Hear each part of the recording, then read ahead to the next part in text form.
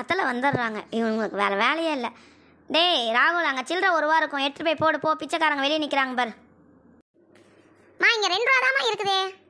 சரி பரவாயில்ல, எடுத்துகிட்டு போ. இந்தாங்க பிச்சைக்காரங்க அங்கிள். என்ன தம்பி 2 ரூபா தரீங்க? அங்கிள், எங்கள் அம்மா 1 ரூபா தான் கொடுக்க சொன்னாங்க, சில்லற இல்லைனால தான் 2 ரூபா கொடுக்குறேன். சோறு ஏதாவது இருந்தா கொண்டு வா கண்ணே. அங்கிள், எங்கள் அம்மா சமைக்கிற சோறு என்னாலே திங்க முடியாது அங்கிள்.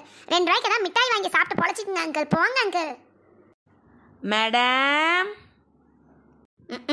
இப்போதான் ஒரு பிச்சைக்காரன் வந்தான், அடுத்து ஒரு பிச்சைக்காரியா?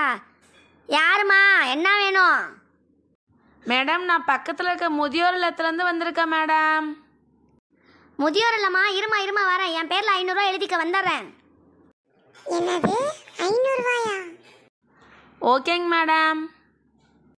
இந்தாம்மா 500 ரூபா எழுதிக்க. Thanks madam.